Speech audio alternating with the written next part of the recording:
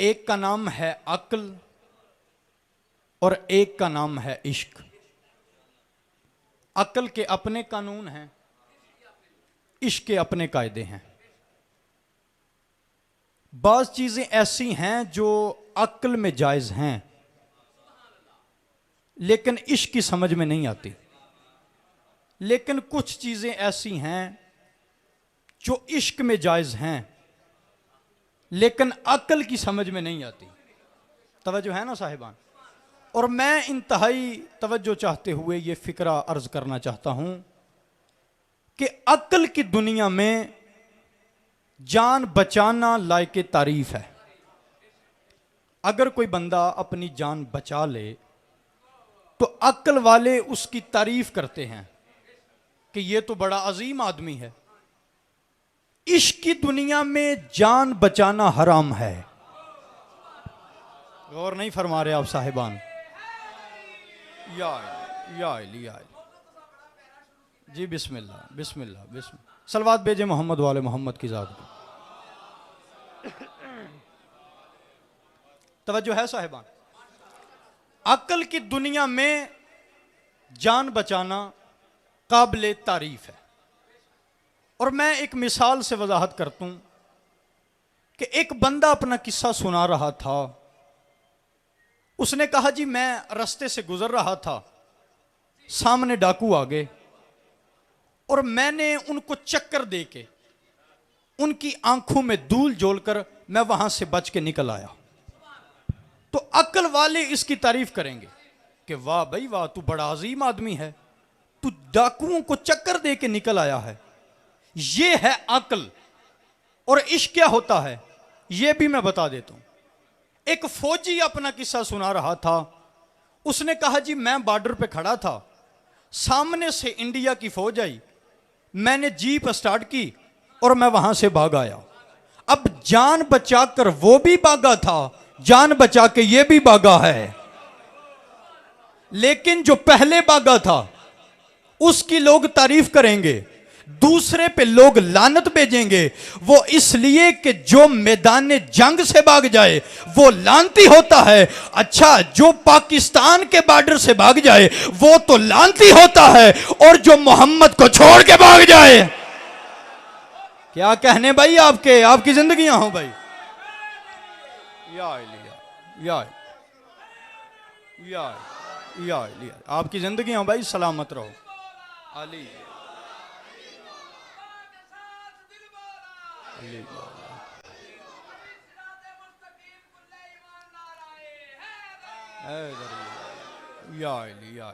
तवज्जो है साहिबान। जहां पे अक्ल का परिंदा थक जाता है ना, वहां से इश्क की परवाज शुरू होती है। कुछ चीजें हैं जो अक्ल में जायज हैं लेकिन वो इश्क की समझ में नहीं आती। कुछ चीजें हैं जो इश्क में जायज हैं लेकिन अक्ल की समझ में नहीं आती। और अक्ल की दुनिया में सबसे कीमती तरीन जो चीज है उसका नाम है हुकूमत। ऐसा ही है ना जी। अगर अक्ल तकड़ी लगाए और किसी चीज की कीमतें मुकर्रर करे तो जो सबसे कीमती चीज है अक्ल वालों के नजदीक, उसका नाम है हुकूमत। इसके लिए बेटे ने बाप की आंखें निकाली, इसके लिए भाई ने भाई को कत्ल किया है। इस हुकूमत की खातिर लोगों ने रसूल का जनाजा छोड़ा है। गौर फरमा रहे हैं आप साहिबान। अक्ल की दुनिया में सबसे कीमती चीज वो है हुकूमत। लेकिन इश्क की दुनिया में अगर तोला जाए तो हुकूमत की कीमत ही कोई नहीं। एक मुस्कुराहट के बदले में भी हुकूमत गई है। मैं ज्यादा दूर की तारीख नहीं, जो हजरात बरतानिया की तारीफ से वाकिफ होंगे वो हजरात जानते हैं कि बरतानिया में जो मौजूदा मलका है उसके चचा ने एक मुस्कुराहट के बदले में हुकूमत अपने भाई के हवाले कर दी थी और छोड़ के चला गया था पूरा महल। तशरीह का वक्त नहीं, मकसद है सिर्फ इशारा करना। अक्ल ही नहीं कहती कि कुछ दो, अक्ल हमेशा लेने पे राजी है। तवज्जो है साहिबान। अकल देने पे राजी नहीं, अकल हमेशा लेने पे राजी। अब बंदे की यही सोच होती है ना कि बस कहीं ना कहीं से माल आए जाए कुछ ना, ये है अकल। लेकिन इश्क क्या होता है? इश्क की दुनिया में लेना भी हराम है। तवज्जो है साहिबान। मैं मिसाल के जरिए वजाहत कर देता हूं। अकल नमाज है, बेवकूफ पर नमाज नहीं है, ऐसा ही है ना जी। अकल रोजा है, बेवकूफ पर रोजा नहीं। अकल हज है, बेवकूफ पर हज नहीं। और उस बेवकूफ का क्या हज जो फिरता रहे लेकिन पता ना हो कि घर किसका है। गौर है आप साहिबान की या नहीं?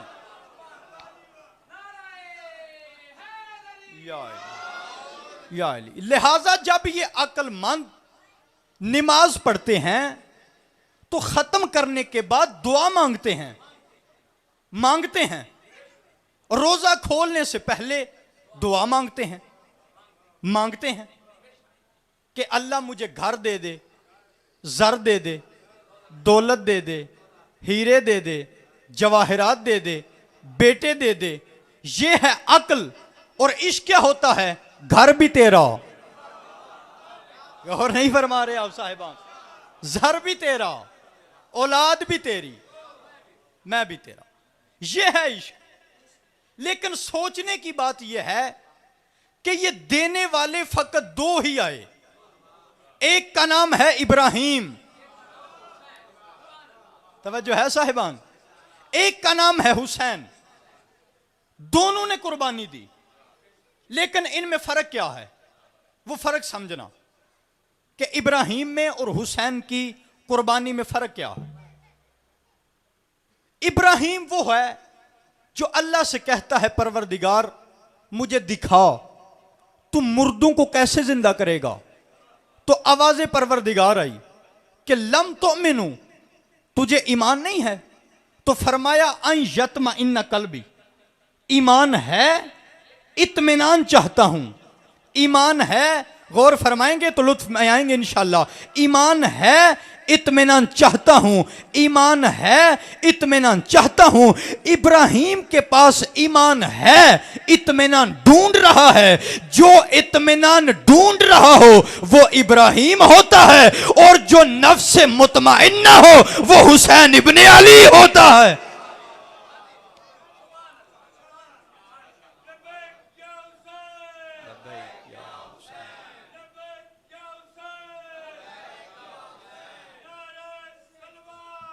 अल्लाहुम्मा सल्ली अला मोहम्मद वाले मोहम्मद सल्लल्लाहु सल्ली अला मोहम्मद। तवज्जो है साहिबान। इब्राहिम कौन? अब गौर फरमाइएगा। मैं एक सवाल करने लगा हूं अपने इस मुअज़्ज़ज़ मजमे से, हर बंदा अपने अपने इल्म के मुताबिक उसका जवाब दे। सवाल यह है कि क्या जनाब इब्राहीम अलैहिस्सलाम नमाज पढ़ते थे? जी पढ़ते थे। अल्लाह का नबी है ना, नमाज पढ़ते थे। लेकिन अब आइए कुरान की आयत देखिए। जनाब इब्राहीम फरमाते हैं रब्बी जअलनी मुकीमुस्सलात, कि खुदाया मुझे नमाज कायम करने वाला बना। गौर है साहिबान, खुदाया मुझे नमाज कायम करने वाला बना। भाई नमाजी हो कि अल्लाह से कह रहा है कि मुझे नमाज कायम करने वाला बना। जब तक कुरान में यह आयत शामिल है ना, मौलवी के बाप को भी मानना पड़ेगा कि पढ़ने वाली नमाज और होती है, कायम करने वाली और होती है। जो नमाज पढ़ने वाली है वो और है। अल्लाह हू अकबर।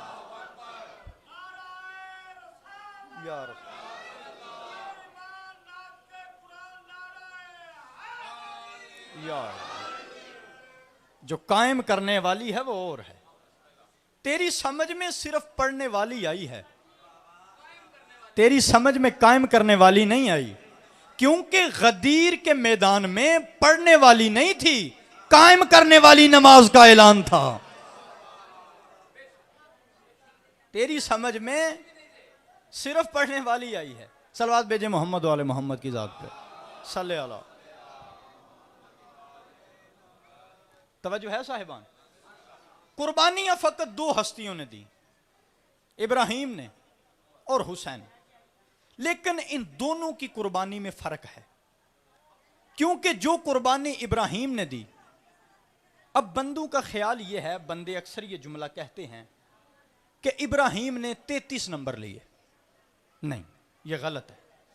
कुरान कहता है फ़अतम्मा हुन्ना, जब वो 100% कामयाब हो गया। 33 नंबर नहीं लिए इब्राहिम ने, 100 में से 100 नंबर लिए। लेकिन इम्तिहान प्राइमरी लेवल का था। गौर है साहिबान, इम्तिहान बचपने वाला था, क्योंकि शरीयत के बचपन का नाम है इब्राहिम, शरीयत की जवानी का नाम है हुसैन। इब्राहिम का इम्तिहान बचपने वाला था। और मैं एक मिसाल के जरिए इसकी वजाहत भी करना चाहता हूं। अगर कोई बच्चा हमारे सामने आ जाए, नए कपड़े पहन के बच्चा आ जाए, तो अक्सर बंदे प्यार से लाड से उसे कहते हैं कि भाई बड़े खूबसूरत कपड़े हैं, तो बच्चा और खुश हो जाता है। आप उसे कहें कि मुझे दे दो, अब आपको तो पूरे नहीं आते, फिर मांगे क्यों? तवज्जो है जी, मांगे क्यों? मांगे इसलिए कि आप बच्चे को चेक कर रहे हैं कि सखी है कि बुखील। गौर है साहिबान। चले मैं मिसाल बदल देता हूं, हो सकता है ये पिछले साहिबान भी मेरा साथ दे दें। एक बच्चा टॉफी खा रहा था, वो टॉफी खाता हुआ आपके सामने आ गया। आपने कहा जी टॉफी मुझे दो। अब बच्चा दो काम करेगा, या यूं करेगा, रुख फेर लेगा, या यूं करेगा कि ये लें जी आप खाएं। अगर मांगने वाला शरीफ हुआ तो वही हाथ पकड़ के टॉफी बच्चे के मुंह में रखेगा, क्योंकि बच्चे का इम्तिहान हो रहा है। गौर है साहिबान, बच्चे का इम्तिहान हो रहा है। इब्राहिम के सारे इम्तिहानात बिल्कुल ऐसे ही थे। पहले अल्लाह मांगता था, ये देने पे राजी हो जाता था। अल्लाह फरमाता था रख इब्राहिम रख। तवज्जो है साहिबान। पहले इम्तिहान हुआ जनाबे इब्राहिम का। वो मैदान में खड़े होके बकरियां चरा रहे थे। सामने से एक खूबसूरत जवान आया और आके उसने कहा सुब्बूहुन कुद्दूसुन रब्बल मलाइकति वर्रूह। जिक्र इतना अच्छा लगा कि वाह वाह करता इब्राहिम दौड़ा। वाह भाई वाह, कितना प्यारा जिक्र करता है तू मेरे अल्लाह का। एक बार फिर कह दे आधी बकरियां तेरी। तवज्जो है साहिबान। उस नौजवान ने फिर पढ़ा सुब्बूहुन कुद्दूसुन रब्बल मलाइकति वर्रूह। इब्राहिम ने कहा क्या प्यारी आवाज है तेरी, एक बार फिर कह दे बाकी आधी बकरियां भी तेरी। उस नौजवान ने फिर पढ़ा सुब्बूहुन कुद्दूसुन रब्बल मलाइकति वर्रूह। इब्राहिम के पास बकरियां खत्म हो गई। अब इब्राहिम ने क्या किया, अमामा उतारा, अंगूठी उतारी, असा उठाया, सामान बांध के कहा एक बार फिर कह दे ये सारा सामान उठा के ले जा। नौजवान ने फिर पढ़ा सुब्बूहुन कुद्दूसुन रब्बल मलाइकति वर्रूह। इब्राहिम के पास बकरियां खत्म हो गईं, खाली इब्राहिम, लेकिन दिल ये कह रहा था कि फिर पढ़ फिर पढ़। अब दुनिया का नालायक मुकस्सर जो अलहदा बैठकों में बैठ के बोंगता है, जी शिया इतने पैसे खर्च कर देते हैं, जी इतनी देगे चढ़ा देते हैं, जी जाकिरों को इतने पैसे दे देते हैं, आ मैं तुझे जिक्र की नियाज बताऊं। अगर कायनात में इतनी बड़ी नियाज कभी देखी हो तो कायनात में साबित कर। इब्राहिम ने बकरियां दे दी, असा दे दिया, अंगूठी दे दी, नालैन दे दी, सब कुछ दे दिया, लेकिन दिल ये कर रहा था कि फिर पढ़ फिर पढ़ फिर पढ़। लेकिन बाद में इब्राहिम आवाज दे के कहता है कि तुझे बकरियों की खिदमत के लिए नौकर की भी तो जरूरत होगी। क्या बात है भाई, आपकी क्या कहने। तुझे बकरियों की, या रसूल अल्लाह, सलामत रहें भाई, या रसूल अल्लाह, या रसूल अल्लाह सल्लल्लाहु अलैहि वसल्लम। तुझे बकरियों की खिदमत के लिए एक नौकर की भी तो जरूरत होगी। फिर कायनात में कोई बानी दिखा जो नियाज बान के खुद साथ चल पड़े। जिसे जिसका जिक्र अच्छा लगता है वो उसमें खर्च करता है। और ये मजलूम करबला का जिक्र है, ये हुसैन इब्ने अली का जिक्र है। एक सलवात भेजे हुसैन इब्ने अली की जात पे बाबा से बुलंद सल्ले अलैहि। जब सब कुछ इब्राहिम दे चुका ना, वो नौजवान जाने लगा, तो जनाब इब्राहिम आवाज दे के कहते हैं चल मैं तेरा नौकर तू मेरा आका। आवाज दे के कहता है नहीं, ये सारा सामान तू रख, असा भी तेरा, नालैन भी तेरी, बकरियां भी तेरी। तू पास हो गया, मैं जिब्राइल था। गौर नहीं फरमा रहे आप साहिबान। दूसरा इम्तिहान हुआ जान का। तवज्जो है जी। जनाब इब्राहिम के गले में रस्सी, हाथों में रस्सी पकड़ के लेके जा रहे थे आग में फेंकने के लिए। लेकिन फिर भी खलील खलील, क्योंकि हुज्जत के गले में रस्सी आ जाने से उसके मनसब को फर्क नहीं पड़ता। अलबत्ता रस्सी डालने वाला नमरूद और लानती हो जाता है। इब्राहिम के गले में रस्सी पकड़ के लेके जा रहे थे आग में फेंकने के लिए, कि इम्तिहान के लिए जिब्राइल आ गया। आवाज दे के जिब्राइल कहता है मदद चाहिए, कोई हाजत है? इब्राहिम ने इतने मुश्किल वक्त में फौरन फैसला किया। आवाज दे के कहते हैं कि अल्लाह ने तुझे तो मुश्किल कुशा नहीं बनाया, जिब्राइल तुझसे मदद कैसे मांगू? आवाज परवरदिगारा ही पास, आग गुलजार बन गई। तीसरा और आखिरी इम्तिहान जनाब इब्राहिम का, बेटे को लेके जा रहे थे जिबा करने के लिए। अब यहां पे मुझे किबला अल्लामा अजहर हसन जैदी साहिब अल्लाह मकामहू, उनका एक फिक्रा याद आ गया, वो मैं पढ़ना चाहता हूं। किबला साहब फरमाते थे कि जब इब्राहिम बेटे को लेके चले ना, तो वो रसूल पहले थे, नबी पहले थे, इमाम उस वक्त बने जब बेटे को लिटाया। किबला फरमाते थे इमामत बेटे देने से मिलती है, बेटियां देने से नहीं मिलती। गौर है आप साहिबान की? इमामत बेटे देने से मिलती है, बेटियां देने से नहीं मिलती। जनाब इब्राहिम बेटे को लेके जा रहे थे कि शैतान जनाब इब्राहिम की तरफ दौड़ा, क्योंकि कुर्बानी मिजाज इबलीस को सूट नहीं करती। तवज्जो है जी। छुरी इब्राहिम की थी, खून इस्माइल का था, लेकिन तकलीफ शैतान को हो रही थी। तो फिर ये निशानी नोट कर लेना, छुरी किसी की होगी, खून किसी का निकलेगा, तकलीफ शैतान को होगी। जो है साहिबान, छुरी किसी की होगी, खून किसी का निकलेगा, तकलीफ शैतान को होगी। जनाब इब्राहिम बेटे को लेके जा रहे हैं जिबा करने के लिए कि शैतान सामने आया और आके ये आवाज दे के कहता है कि मैं भी तो रोज ख्वाब देखता हूं, जो देखता हूं वो मैं तो नहीं करने लग जाता। जनाब इब्राहिम ने कंकरियां उठाई और फरमाया दफा हो जा, ला हौला वला कुव्वता इल्ला बिल्लाहिल अलीय्यिल अजीम। ये भागता भी था और पूछता भी था, आपने मुझे कैसे पहचाना? इब्राहिम आवाज दे के कहते हैं कि जो अपने आप को नबी के बराबर समझे, जो अपने आप को नबी के बराबर समझे, वो शैतान होता है। और एक और खूबसूरत फिक्रा आपकी खूबसूरत लोहे अकीदा पे तहरीर करता हूं, चूंकि ये एक नारा बड़ा मशहूर है, आपने भी ये नारा सुना होगा।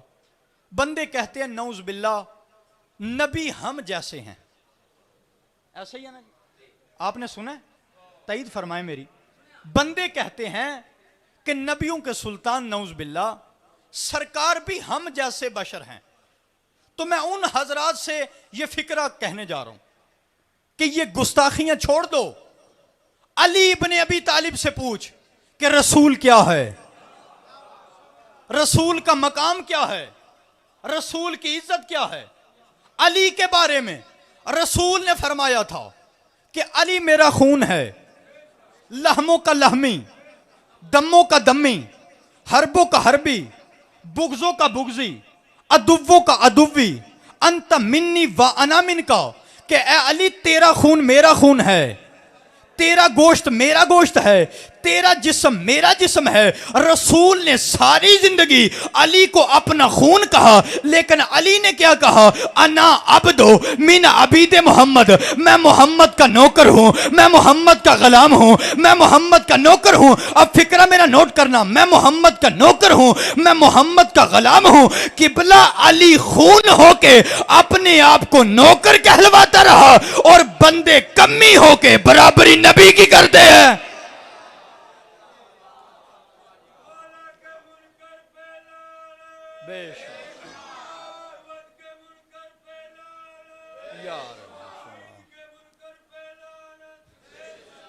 बेशुमार बेशुमार सलवात भेजे मोहम्मद वाले मोहम्मद की जात। ये गुस्ताखियां छोड़ दो। अगर आप ये कहेंगे ना कि नबी हम जैसे, तो फिर शिया बाद में बोलेंगे, अहले सुन्नत बाद में बोलेंगे, ईसाई पहले बोल पड़ेंगे।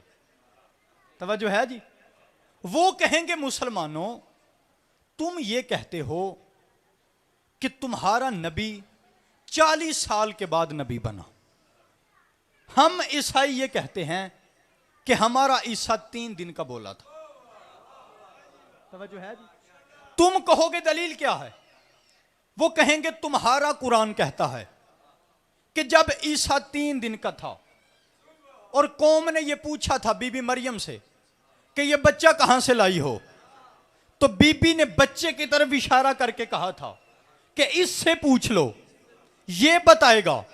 तो उस वक्त 3 दिन का ईसा बोला था कि इन्नी अब्दुल्ला आतानियल किताबा वजअलनी नबिया, कि मैं अल्लाह का बंदा हूं, किताब लेके आया हूं, आके नहीं बना, नबी बन के आया हूं। गौर है साहिबान?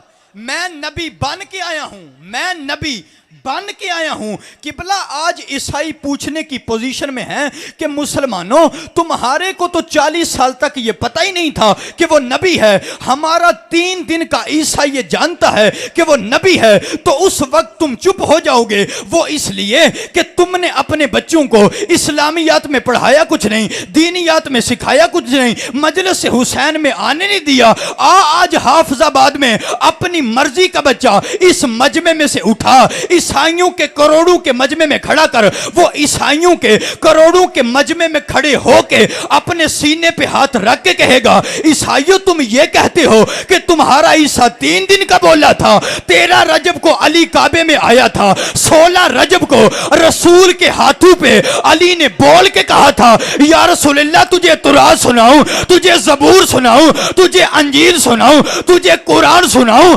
अली ने सदियों पहले बोल के ये साबित कर दिया था कि ओ ईसा के बोलने पे फख्र करने वालों, ऐसे काम तो मोहम्मद का नौकर भी कर सकता है। क्या बात है भाई, आपके सुनने के क्या कहने? या ऐसे काम तो मुस्तफा का नौकर भी कर सकता है। और अगर कुरान को समझना है तो वारिसाने कुरान के दरवाजे पे आओ, फिर कुरान तेरी समझ में आएगा। क्योंकि कुरान फकत ये पढ़ने के लिए नहीं बल्कि समझने के लिए है। रोजाना हम मजलिसों में कुरान पढ़ते हैं ना जी, मकसद क्या है? मकसद फकत पढ़ना नहीं बल्कि इसको समझना है कि कुरान कहता क्या है, कुरान में किसकी फजीलत में आयतें उतरी हैं, कुरान ने किसकी पाकीज़गी का ऐलान किया है, कुरान में किसकी तलवार का जिक्र है, कुरान में किसकी फूंक का जिक्र है। कुरान को समझना है तो अहले बैत के दरवाजे पे आ, यहां से तुझे कुरान समझ में आएगा। और एक बात और याद रखना, अब कभी उलमा से रजू किया जाए, उनसे पूछा जाए, तो उलमा ये कहते हैं कि वमा यअलमु तावीलहु इल्लल्लाह वर्रासिखून फिल इल्म, कि कुरान की जो तावील है वो अल्लाह और रासिखूना फिल इल्म के सिवा कोई नहीं जान सकता।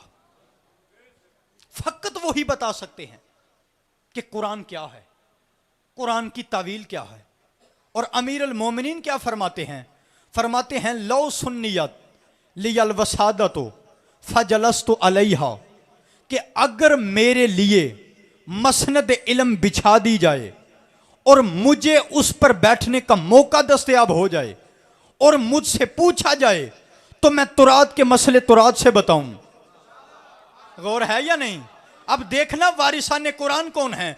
अली फरमाते हैं अगर मुझसे पूछा जाए तो मैं तुरात के मसले तुरात से बताऊं, ज़बूर के ज़बूर से बताऊं, इंजील के अंजील से बताऊं, कुरान के कुरान से बताऊं। अली फरमाते हैं मैं बता सकता हूं कि कुरान की कौन सी आयत खुश्की पे उतरी, कौन सी तरी पे उतरी, कौन सी जंग में उतरी, कौन सी घर में उतरी, कौन सी मस्जिद में उतरी, कौन सी मिंबर पे उतरी, कौन सी मैदान में उतरी। मौला फरमाते हैं मुझे अपने अल्लाह की इज्जत की कसम है, मैं कुरान से बता सकता हूं कि कौन सा काफिला कहां से चलेगा, कहां पे पहुंचेगा, कहां पे रुकेगा, उसमें कितने नर होंगे, कितने मादा होंगे, कितनी औरतें होंगी, कितने मर्द होंगे। और मौला फरमाते ये भी बता सकता हूं कि उनमें से कौन कत्ल किए जाएंगे, कौन तबई मौत मरेगा। और यह भी बता सकता हूं कि उनमें कौन हलाल ज्यादा होगा, कौन हराम ज्यादा।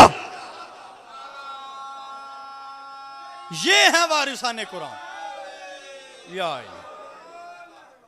ये है वारिसाने कुरान, ये है नबी के इल्म का वारिस। और पूरी कायनात का मुतालिया करके देख लो, क्योंकि ये मजालिस ये इल्म के लिए होती हैं। बंदा आए सारा दिन मजलिस सुने, शाम को उठ के घर चला जाए, समझ में आए कुछ ना, तो फिर मकसद तो पूरा ना हुआ। जिक्र इबादत है, जिक्र में आना इबादत, जिक्र में बैठना इबादत, सांस लेना भी इबादत, बोलना भी इबादत, लेकिन मकसद है इल्म। ऐसा ही है ना जी, ऐसा ही है। मजालिस का इनकाद ये इल्म के लिए होता है, और यहां पे वारिसाने इल्म का जिक्र है। और पूरी दुनिया का मुतालिया करके देख लो, कोई बड़े से बड़ा आलिम, केमिस्ट्री पढ़ाने वाला सिर्फ केमिस्ट्री का आलिम होता है, फिजिक्स वाला फिजिक्स का आलम, बायो वाला बायो का आलम, दीन वाला दीन का आलम। लेकिन कायनात का मुशाहदा करके देखो, फकत अमीर अल मोमिनीन अली इब्ने अबी तालिब ही नजर आएंगे जो फरमाते हैं सलूनी सलूनी कबल अन तफकिदूनी। मौला फरमाते हैं पूछ लो मुझसे जो पूछना चाहते हो। और यहां पे मुझे एक खूबसूरत फिक्रा याद आ गया कि अमीर अल मोमिनीन के अलावा जिस बंदे ने भी सलूनी का दावा किया, सिवाय जिल्लत के उसके हिस्से में कुछ ना आया। एक बुजुर्ग ने दावा किया था, मैं नाम नहीं लूंगा, फकत इशारा करूंगा। एक बुजुर्ग ऐसे हैं जिन्होंने दावा किया कि सलूनी सलूनी कबला अन तफकिदून, कि पूछ लो मुझसे जो पूछना चाहते हो।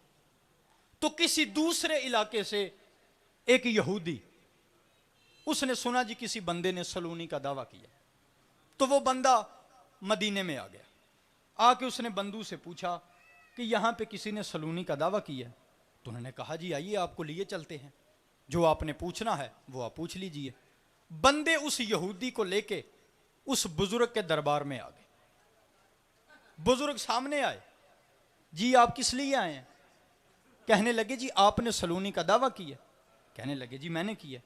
उन्होंने कहा जी फिर मेरा एक सवाल है। कहा जी बताओ क्या सवाल। कहने लगा जी आपका कुरान कहता है कि अल्लाह हर चीज पर कादिर है। अब यह बात जहन में रखना कि अली इब्ने अबी तालिब के अलावा जिसने भी सलूनी का दावा किया उसके हिस्से में फकत जिल्लत आई। उसने कहा जी आपका कुरान कहता है कि अल्लाह हर चीज पर कादिर है। बुजुर्ग कहने लगे जी बिल्कुल अल्लाह हर चीज पे कादिर। कहने लगे जी सवाल मेरा यह है कि अगर अल्लाह हर चीज पर कादिर है तो क्या वो अपने जैसा दूसरा अल्लाह बना सकता है? भाई गौर नहीं फरमा रहे आप साहिबान, तवज्जो है जी। अगर अल्लाह हर चीज पर कादिर है तो क्या वो अपने जैसा दूसरा अल्लाह बना सकता? अब बुजुर्ग सोच में पड़ गए कि मैं इसका क्या जवाब दूं। थोड़ी देर सोचने के बाद उस पे शिरक का फतवा लगा दिया गया कि इसने खुदा की जात के खिलाफ जबान दराजी की है, लिहाजा इसकी सजा मौत है। यहूदी परेशान, उसने कहा जी ये कैसी अदालत, मैंने सवाल किया, बदले में मुझे सजाए मौत मिली।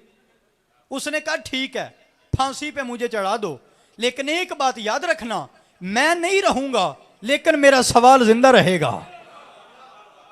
मेरे बाद एक ऐसा फिरका उठेगा जो मेरे नाम से एक तहरीक चलाएगा और मेरा यह सवाल हमेशा जिंदा रहेगा।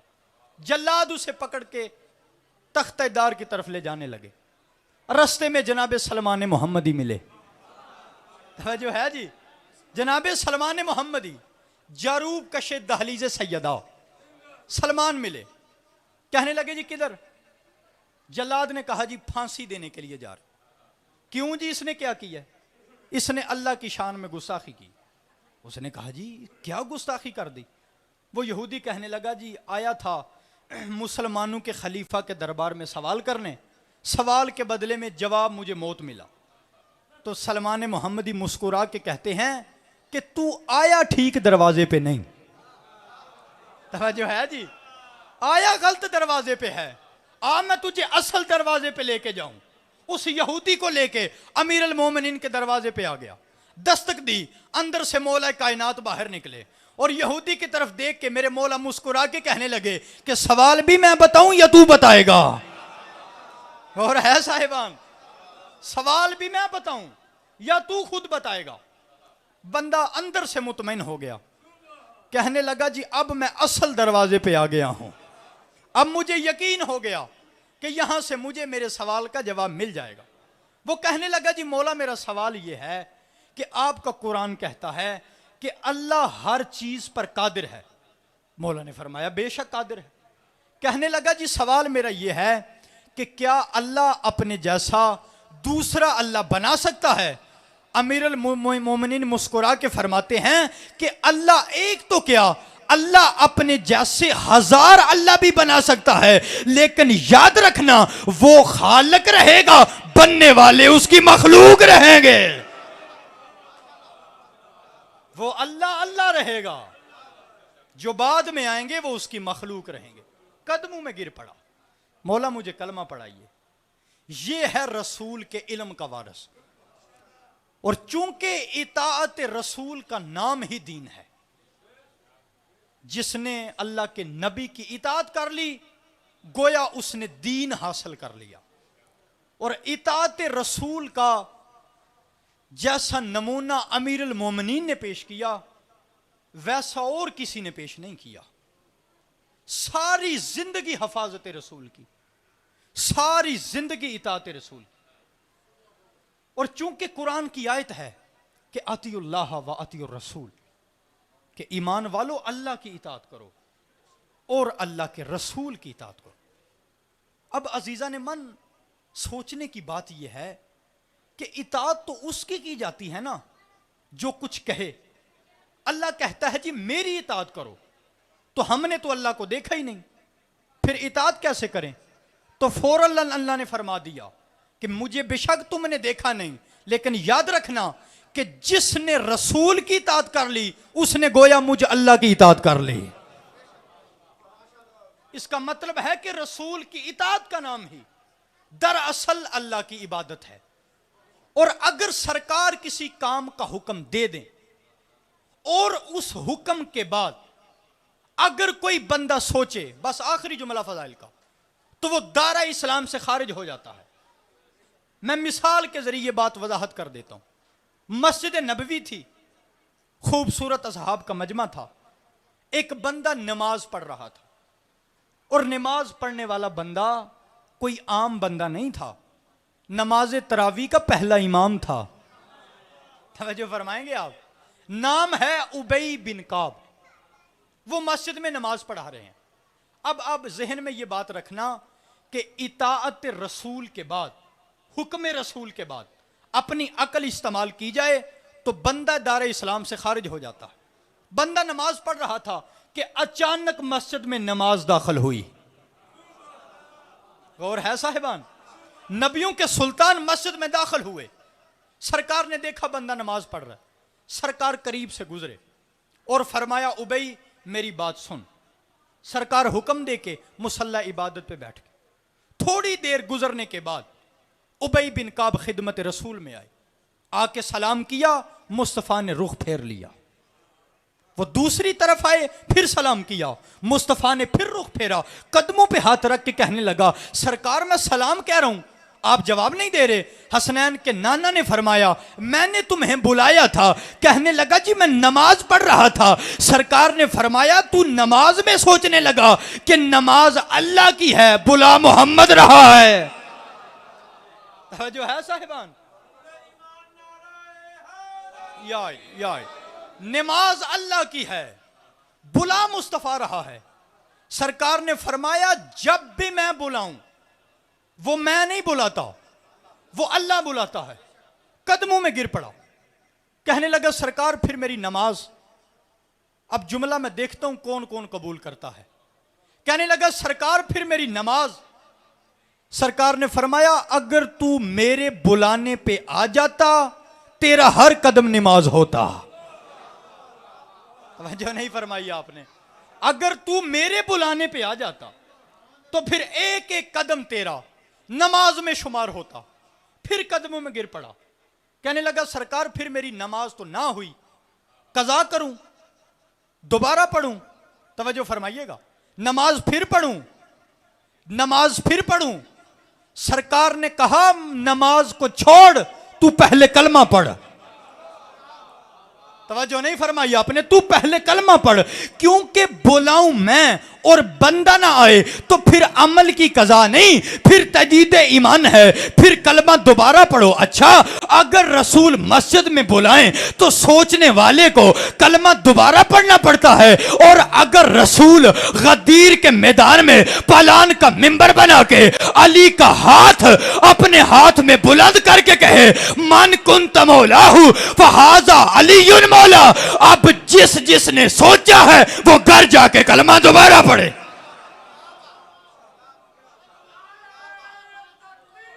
अल्लाह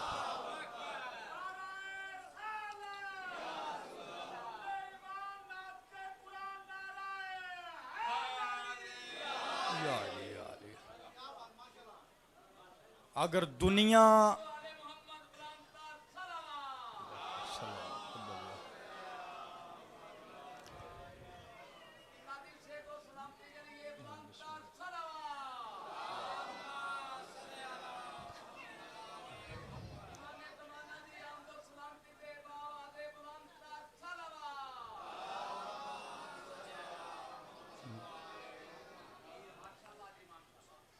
अजीजान अफसोस इसी बात का है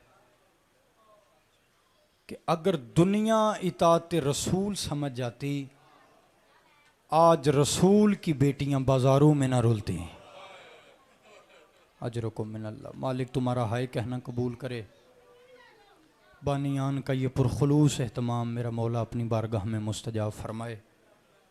बस दो जुमले मैंने मुसीबत के अर्ज़ करके मिंबर किबला के हवाले।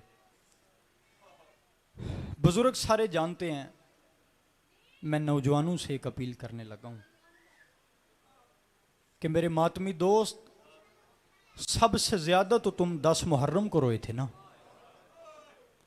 और 10 मुहर्रम के दिन जब सारा दिन मातमी मातम करके जंजीर मार के शाम गरीबा की मजलिस सुन के अपने अपने बिस्तर पे जाके सो गए थे ना, उस वक्त हुसैन के सज्जाद की पुश्त पे पहला ताज़ियाना लगा था।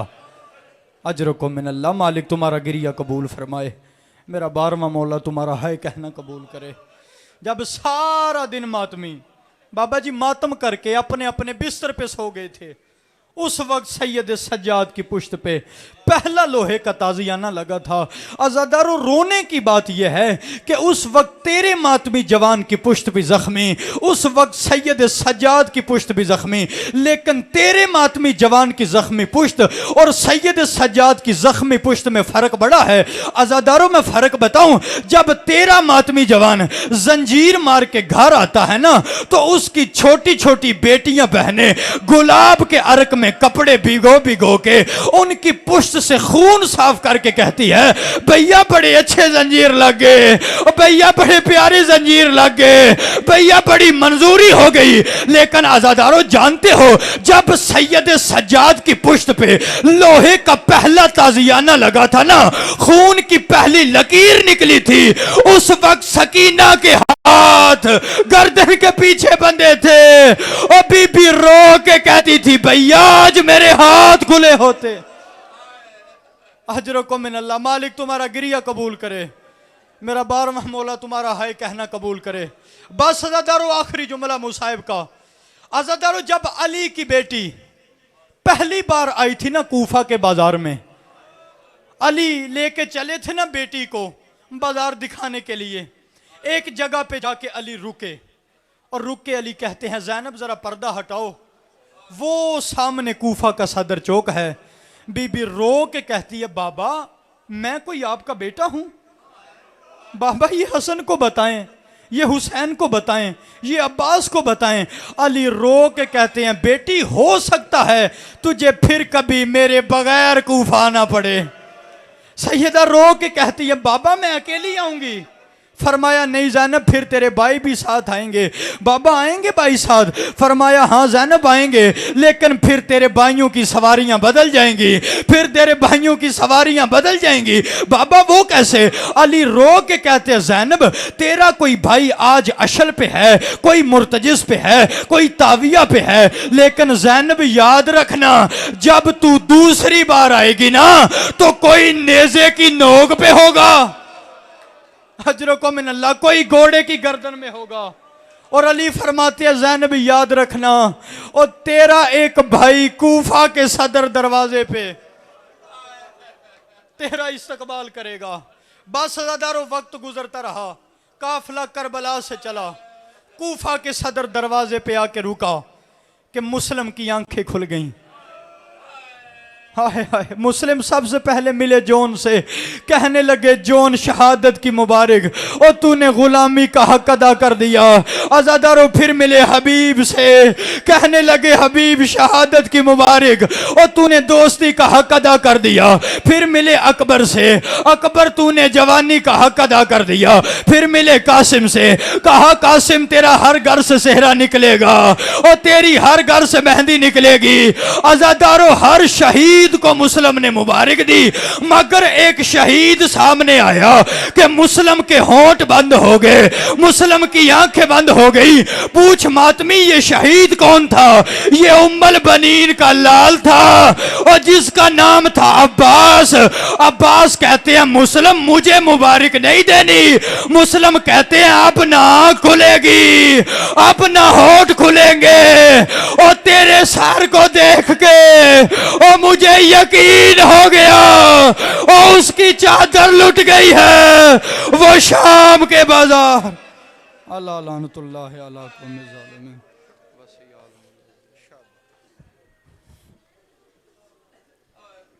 करते हैं बेकसों को परेशान ईद पे, होता है घर बतूल का वीरान ईद पे। मुस्लिम का सर कटा तो कभी जोड़ी हुई शहीद, ज़ैनब को लूटते हैं मुसलमान ईद पे। सदात मोमिनीन, इससे पहले के मुहक्किक के दौरान खतीब वली हक गुलदस्ते खिताबत